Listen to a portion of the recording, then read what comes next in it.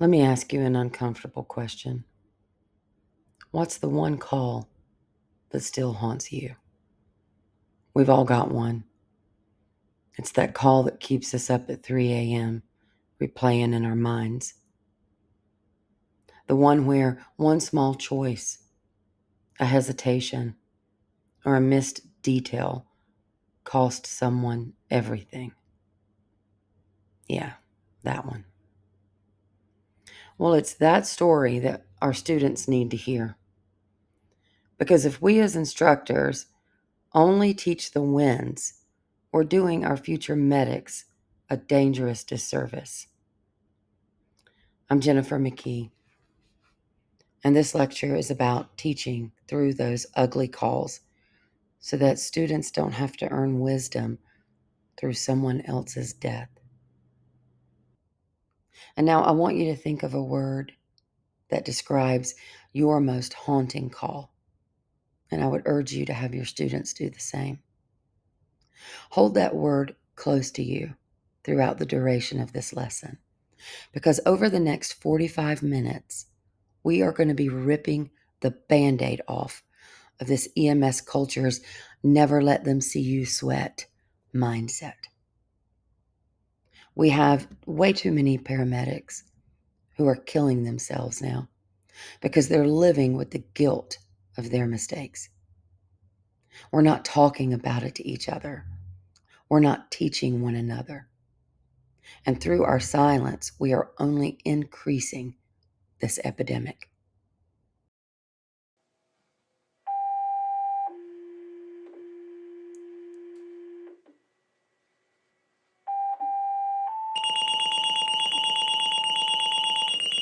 South Hammond County, Tesla Pages, Fire Station 35, EMS Station 35.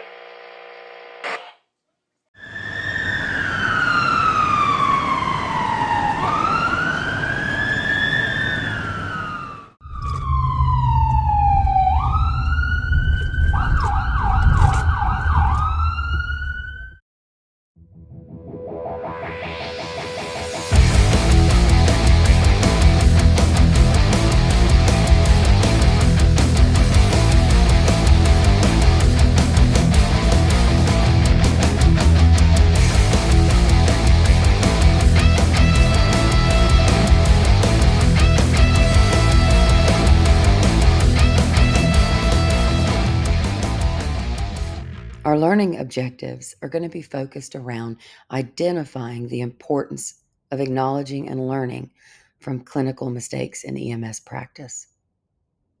We'll describe how to convert personal error-based case studies into high-impact teaching tools.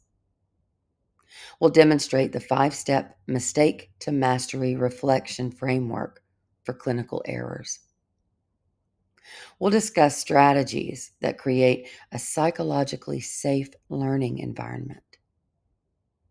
We'll develop methods for using student mistakes for growth opportunities rather than punitive experiences. Data shows that medical errors are number 3 in the causes of pre-hospital sentinel events. Airway errors make up 17%. Medication errors, 12%. But communication lapses, 28%. This session is an invitation, possibly even a dare. It's my promise to you that we're going to turn your guilt into curriculum, because scars plus structure are a safety net for the next generation. I want you to think of 2 scenarios.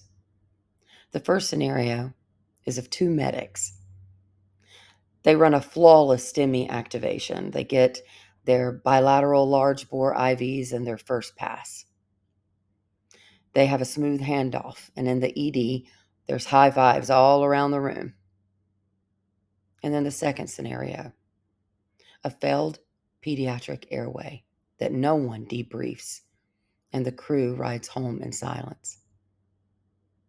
Which one of these scenarios do you think our students and new medics hear about the most? Exactly, the high five one. That's because we've created a toxic perfection loop. This loop includes idolizing wins, hiding flaws, stagnant growth, and repeating mistakes. I'm going to walk you through each stage of this loop with a real world EMS anecdote. I'm going to tell you about a medic that I knew a while back. We're going to call him Brady. Brady was sharp, confident, fast. We even had a nickname for him called the Closer because every tough call seemed to end with him pulling off some kind of a miracle. One night, we got dispatched to an unconscious 62-year-old male. We didn't have a history. We just knew that he collapsed at work. Brady shows up. He took one glance and he called it hypoglycemia. Push D10. No glucose check, no vitals, just D10 on instinct. 5 minutes later, the guy is sitting up. He's alert, he's confused, but he is awake.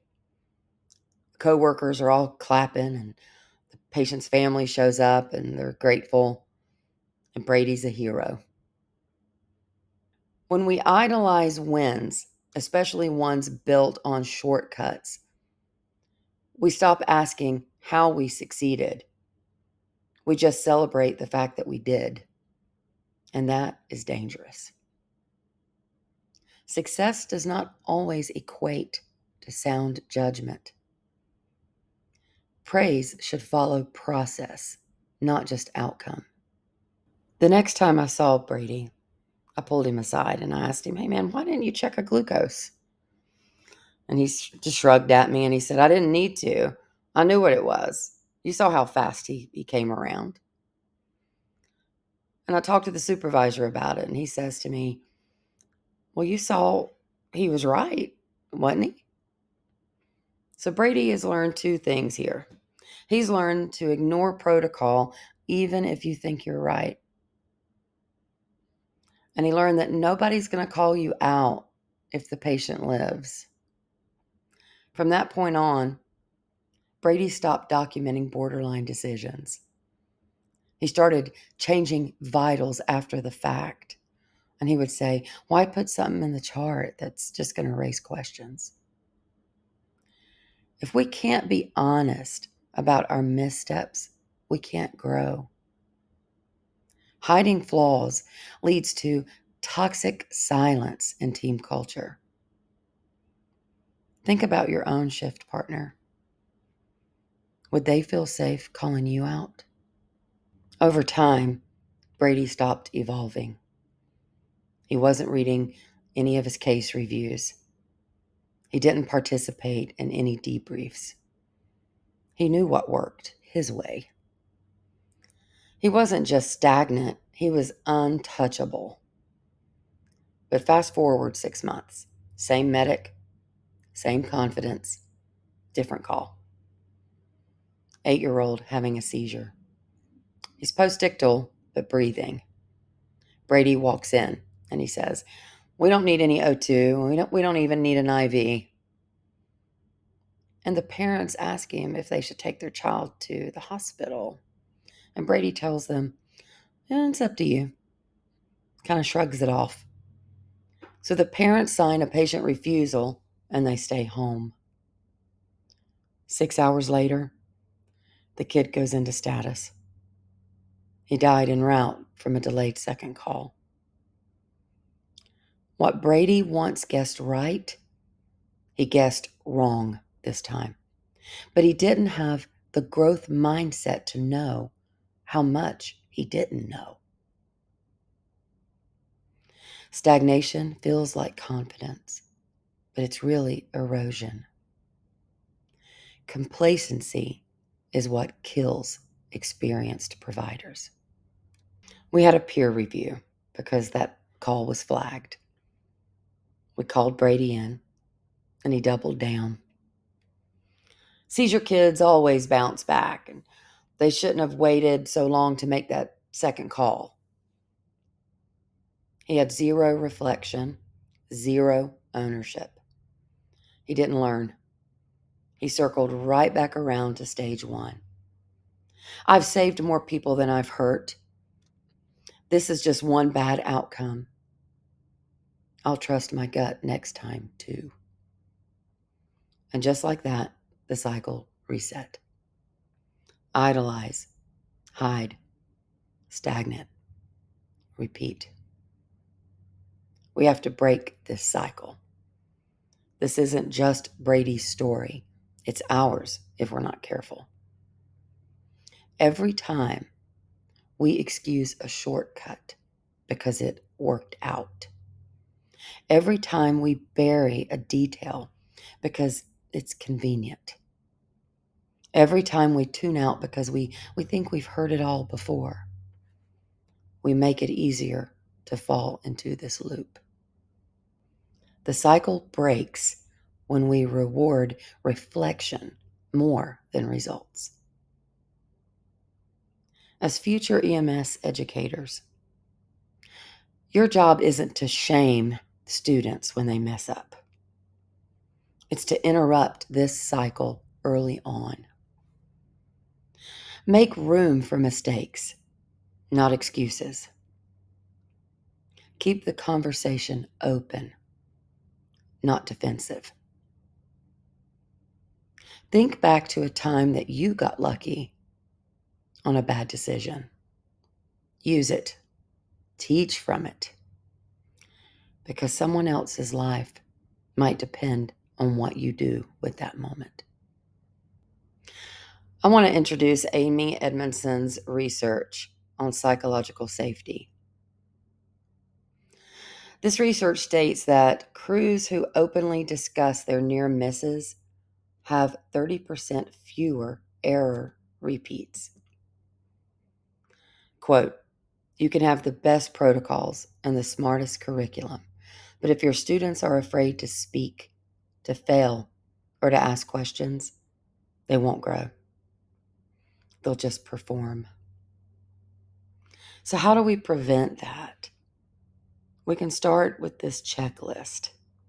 3 critical components that make or break your classroom and crew culture. Students don't just learn from what you say, they learn from what you tolerate. They mirror your habits, your tone, your standards. If your lead medic shrugs off scene safety or rushes assessments or mocks book knowledge, students pick up on that pretty quickly. I had a student who was always downplaying PPE. He was gloves only, no goggles. And when I asked him why, he said, well, that's because that's how Mike does it, and he's been doing it for years. Well, Mike was his preceptor, and he was a veteran medic. But he didn't formally tell the student, don't bother with PPE. But his actions spoke volumes, and the student mirrored that. Model vulnerable leadership. Say, I got this wrong last week, and here's what I learned. Show them that reflection is strength, not weakness. Actions teach louder than lectures. Model curiosity, not perfection. Show how to pivot when you're wrong. Here's the hard truth. Many EMS students are terrified to speak up. And why is that? That's because they've seen people get mocked, dismissed, or talked over when they tried. One student said to me, if I ask too many questions, I'll look dumb. If I don't ask, then maybe they'll just assume that I get it. I had a student on a ride along notice that the monitor was showing VTAC, but he didn't say a word when I looked at him. After the call, I asked him, why didn't you say anything? And he said, well, I knew that you had already seen it, and I didn't want to be the dumb guy if it wasn't VTAC. Nobody told him not to speak, but nobody told him that he could either. Explicitly say to students, If something feels off, say it out loud. Even if you're wrong, I would rather correct a false alarm than to miss a real one. Create space. Ask them, what are you thinking? What did you notice? Not just what went wrong. Validate their contributions, especially when they're off base. After we've run a call with a student or we've gone through a simulation with them, what do we generally ask them at the end? Do you have any questions? That's not a debrief. That's a dismissal with a question mark at the end. Structured debriefing means guiding reflection through an intentional framework, especially after mistakes. You're not just cleaning up errors, you're building habits of critical thinking. A while back, I had a pediatric patient, seizure call. My partner and I missed the second set of vitals. And instead of just charting it, I walked us through a series of questions. What went well? What did we miss? Why do you think that happened? What would we do differently next time? And how can we catch this earlier? This 5-step reflection framework took 7 minutes, but the retention, immediate. And it created buy-in, not shame. Use structured prompts like this consistently. Rotate who leads. Let your students debrief one another. Use a repeatable 5-step debrief process. Focus on why the error happened, not just what. Debrief near misses, not just disasters. Culture eats curriculum for breakfast. To build reflective, resilient EMS providers, start with this: the instructor's psychological safety checklist. Clear role models. Do I model the behavior that I want repeated? Permission to speak. Have I explicitly invited questions and challenges? Structured debrief. Do I use reflection frameworks after every meaningful event? If you build these 3 things into your learning environment, you'll create medics who aren't just skilled, but honest, self-aware, and adaptable. And those are the ones who don't repeat mistakes. For your homework tonight, I want you to ask your crew, what's one near miss that we should unpack? And then listen.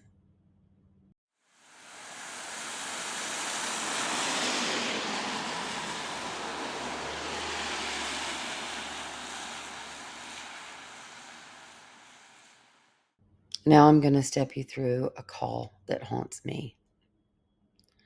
It was dusk on a rural highway at the furthest part of the county, and a 2-lane blacktop road with thick trees on either side.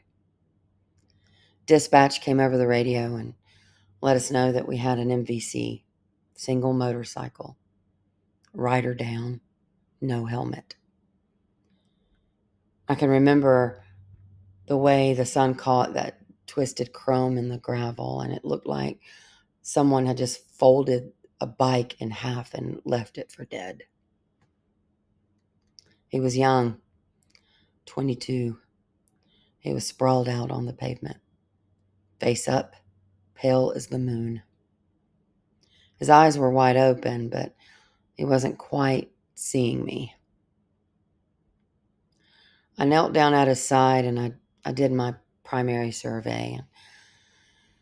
His airway was clear, but he was moaning.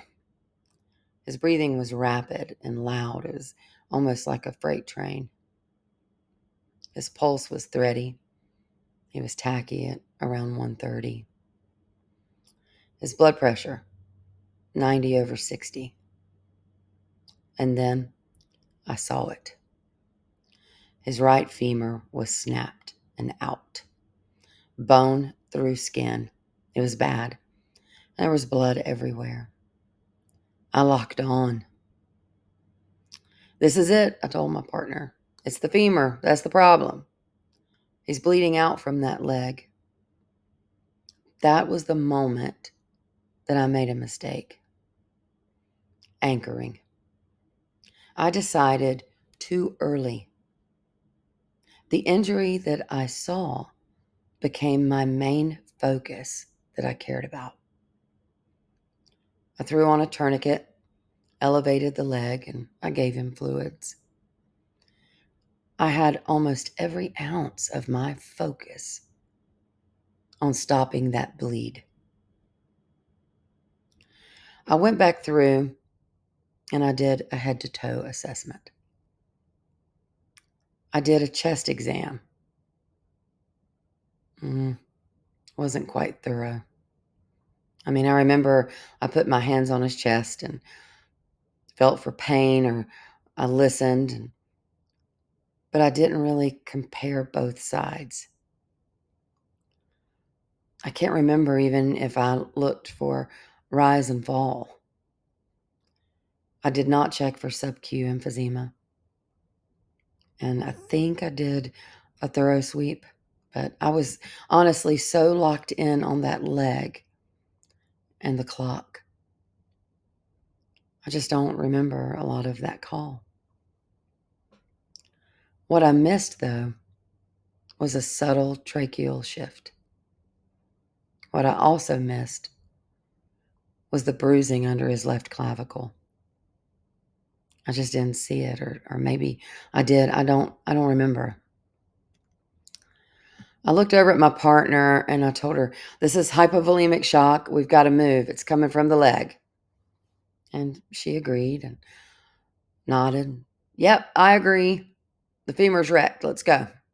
And just like that, my decision was validated. No one challenged it. No one slowed us down to ask, what else could it be?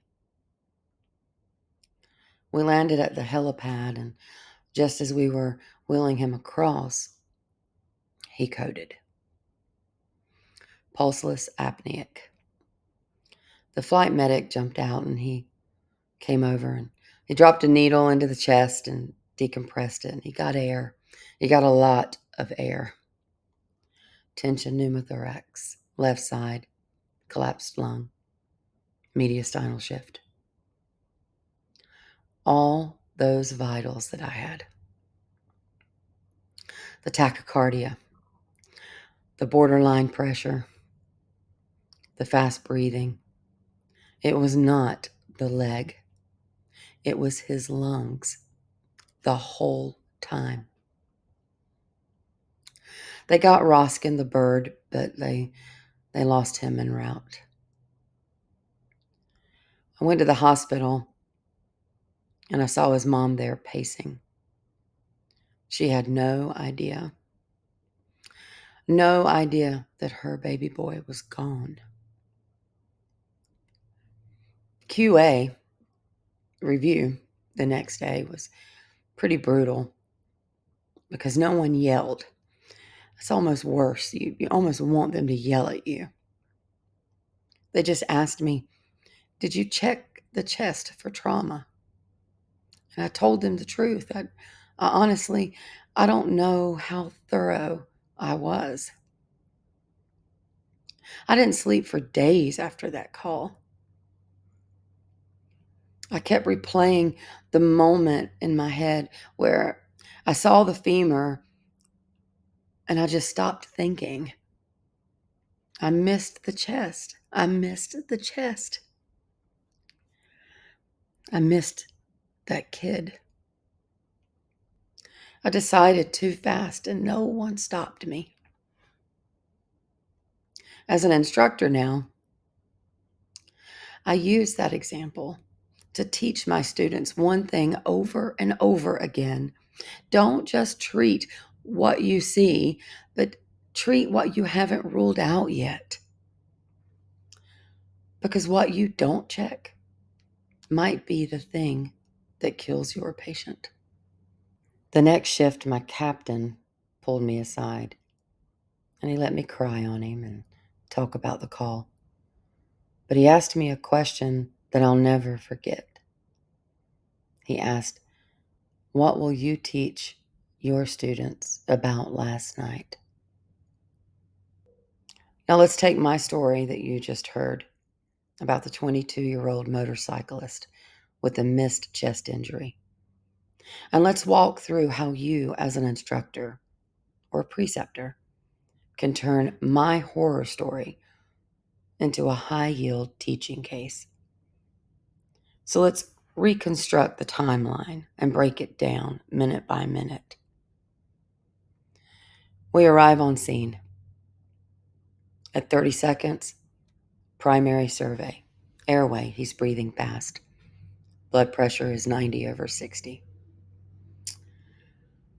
At 1 minute, 15 seconds, noted open femur fracture. At 2 minutes, applied tourniquet, began fluids. 3 minutes, 30 seconds. There's no real thorough chest exam documented. 5 minutes, load and go. 8 minutes, Rosk is lost at the helipad. 9 minutes, needle decompression, but it's too late. At this point, you want to ask some questions. Where were the crossroads? The femur is obvious, but was it the only life threat? Was the breathing pattern evaluated thoroughly for trauma? Was the chest auscultated bilaterally with attention to symmetry? You'll want to insert some evidence-based anchors in this teaching. Drop in protocols or guidelines that should have applied. Tension pneumo protocol. Any hypotension with high respiratory rate after a blunt trauma, suspect thoracic injury, not just a limb bleed. Use your PHTLS and ITLS guidelines. Open fractures are a distracting injury. Never skip a full and thorough secondary. Pose alternative paths. What if we had recognized diminished lung sounds at the 2-minute mark? Would we have slowed transport? Would we have performed the needle decompression sooner? How might early detection have changed his chances of survival? Ask provocative questions, not just fact-based. Get really surgical with your thinking here. Ask questions like, at what SpO2 do you stop BVM and cut the chest? Would your fear of being wrong delay your action? What are 3 signs that override protocol and demand improvisation?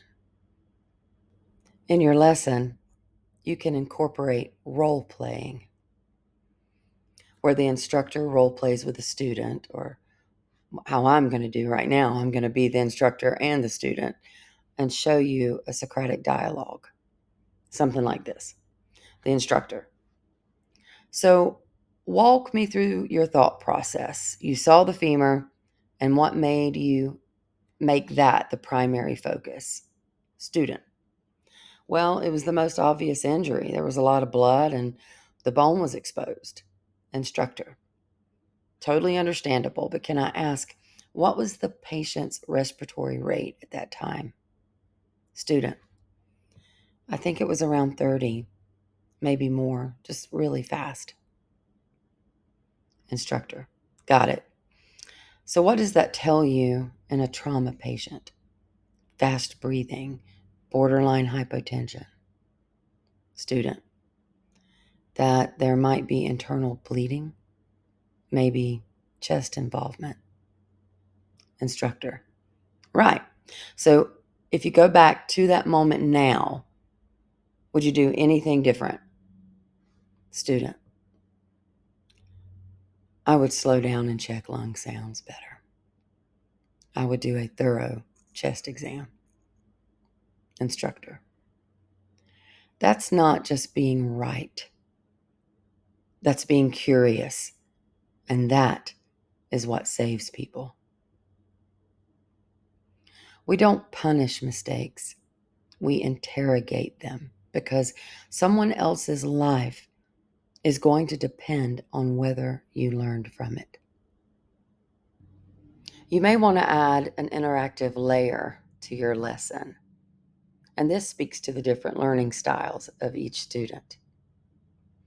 So let's say that this story that we had with the femur fracture, you can ask a question around that scenario and use a QR code for a poll that's embedded in your video. The question might be, you're on scene, the blood pressure is 90/60, respiratory rate is 30. What action do you do first? And give the students a series of answers that they can choose from. A, start IV fluids. B, apply the tourniquet. C, auscultate the chest. D, load and go. The students can then scan the QR code with their phones and then vote. Then you reveal the actual outcome. Reinforce why the correct answer isn't just about the skill, it's about critical thinking. Let both right and wrong answers spark discussion and ask, why did you choose that? And what evidence pushed you there? Every mistake is a stealth chapter in the protocol manual. Write it in bold for them. Because if they forget your lectures, they'll still remember your story and they'll remember the way you made them think. Now we're going to build a spiral staircase together. The first step in this staircase is own it. Own your mistakes and be honest about them. When I was a new medic, I had to do a rotation in the OR for my clinicals. And I can proudly say that I intubated an esophagus on my first pass. Encourage your students to write a one-sentence confession of one of their past missteps, but do it privately and confidentially. You can do this as well. The second step, analyze it. Why did I miss the trachea? Was it poor laryngoscope angle? Was I rushed? Was the lens fogged? Pair share and identify at least 2 contributing factors. The third step, frame it. This would be a good time to link the airway anatomy, maybe even time to desat in obese patients.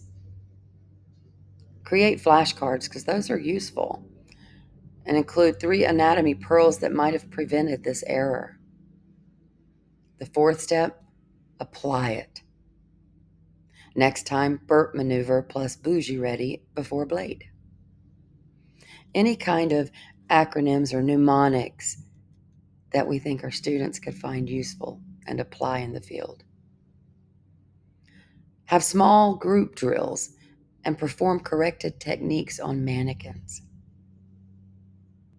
The fifth and final step in our spiral staircase, teach it. Tell the next cohort this exact story with a bougie demo. Provide an opportunity for them to teach back. Have students storyboard a lesson to one another. Provide toolkits that students can download. Have checklists for best practices. At this point, I want to take a 30-second pause and have you write down your own 5-step spiral staircase about your recent near miss. We're going to have students that make mistakes. We do. They may draw up the wrong medication, or they might be trying to give this medication in the wrong route. or the wrong site. They might even give a wrong radio report destination. You want to pause and protect and ensure patient safety first, but you want to have a micro debrief on scene, just 60 seconds to ask, what happened? What now? You can have a structured debrief later and use pearls as a framework, promoting excellence and reflective learning in simulation. Have an action plan. Use SMART goals and a mentor for follow up. You may even want to share anonymously and add to a program's lessons learned database. Language matters. Instead of saying to your student, "You really blew that IV," you can say, "Walk me through your needle choice thought process." Instead of, "Why didn't you see that ST elevation?" say, "What cues were most prominent to you in that moment?" We want to heal the ego. Students who self-identify error have a 50% better chance of retention versus students who are just simply corrected. I want you to pick an upcoming shift. Commit to celebrating a student's caught in time correction louder than their initial mistake. So let's recap. In this session, we have challenged the silence around clinical mistakes in EMS by turning them into powerful teaching tools. We started by acknowledging the uncomfortable truth. Medical errors do happen. And when they go unspoken, they get repeated. We walked through a real case scenario. We saw how anchoring bias, tunnel vision, and confirmation bias can lead even a seasoned medic astray. But we didn't stop at that story. We transformed it into a teachable framework. You have learned how to own and reflect on your mistakes using the 5-step mistake to mastery framework. Created a psychologically safe space where students can speak up, fail, and grow. You've used structured debriefs and evidence-based what-if forks to deepen critical thinking. And you've learned how to turn student mistakes into growth opportunities, not punishments. Ultimately, we've redefined what it means to be a strong EMS educator, not someone who never messes up, but someone who teaches through their scars. Tonight, a crew somewhere will face the same crossroads that I faced on that gravel shoulder. I can't go back, but I can send them forward with my story in their head. And that's the secret. Your darkest shift can become their brightest compass. So take your worst call and map it with that 5-step spiral.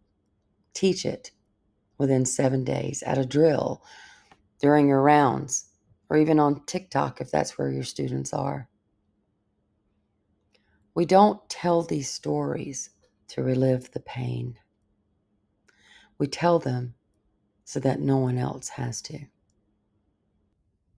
Below, I have embedded 2 QR codes for you to download that I hope you're going to find helpful in your next training opportunities. Use these tools in the classroom or after any significant student or personal clinical error. The first QR code will include the checklist for EMS instructor candidates teaching through mistakes, as well as the student reflection worksheet from mistake to mastery. The second QR code will include your toolkits. Toolkit 1, Mistake to Mastery Reflection Framework. Toolkit 2, Post-Call Reflection Sheet for students. Toolkit 3, the Instructor Psychological Safety Checklist. Use these at the end of any shift, debrief, or teaching block. If you have any questions, please feel free to reach out to me. My email is below, jennifermckee@ymail.com. Take care, be safe, and take care of one another.